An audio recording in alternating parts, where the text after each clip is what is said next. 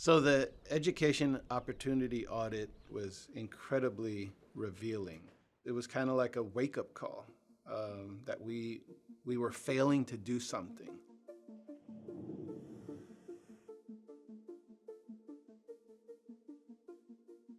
XQ's Educational Opportunity Audit, or EOA, is a look at the journey students take through high school. Our EOA work in DC came together at DC's request.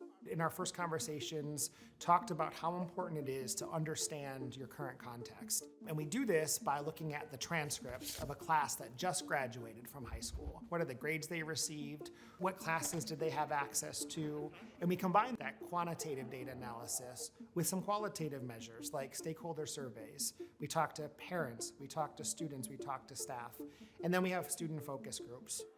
Initially, I didn't realize how in-depth it would be. They spoke to the kids, they spoke to teachers, they just really took a deep look at what was taking place in our community. There were moments where like, oh, okay, they're asking that question. The audit revealed by way of those focus groups, which is really, in my opinion, what did it for me, was knowing that students were saying, I can't connect what I'm learning today to the dreams I have for my future. That right there said it all. You know, some of those data points revealed that the vast majority of our kids were not going into college ready to succeed. After the EOA, we had schools sign up for redesign, and so it was super exciting. We were like, yeah, if we get 3, we're gonna be really pumped. Like, we did our job of 3. And we had 6 schools say, I want to do this and now. And so they embarked in their initial design journey. From there, we were able to create monthly design days for them for the rest of the spring, where they're able to dig deeper into what their community members and their teachers and students needed, as well as come up with those ideas. Design thinking is a creative problem-solving process that is really about problem finding. It's about staying in the problem space longer, to learn quicker, to become more user-centered and intentional with the way we move. One of our design days, we actually got to go over what exactly is human-centered design. And for me, I was like, okay, this is pretty cool, right? Just the idea of not designing for a school community, but designing with a school community having agency to say, this is what we need, this is the way forward, this is how we're going to design. That, for me, was really a moment.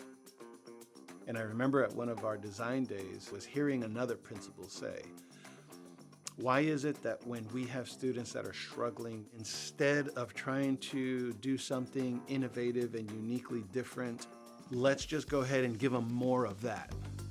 So we had 6 schools that went with us on the design journey, all the way from Educational Opportunity Audit through design days, and then submitted applications to be a part of Cohort 1. The question I had to answer was, do we want to be among the first, if not the first school in DC Public Schools to actually go through the process? Dunbar's always been a school of firsts, so our plan is very much aligned to that. Our overall concept is very special and traditional to Dunbar, but we're combining that with the new. Our ethos across the building is really about Afrofuturism, Black futures. What does it look like? You know, how do we support students to show up in their future? The one thing and the one moment that I felt was the turning point was when we thought of students taking control of their financial futures and being financially independent. That was it.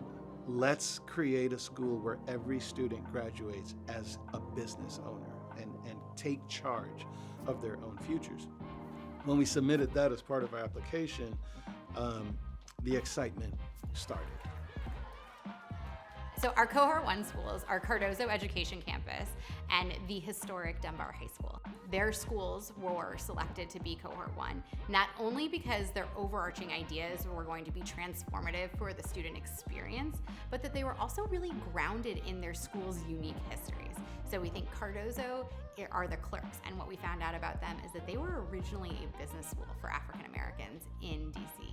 So they are coming back to their history.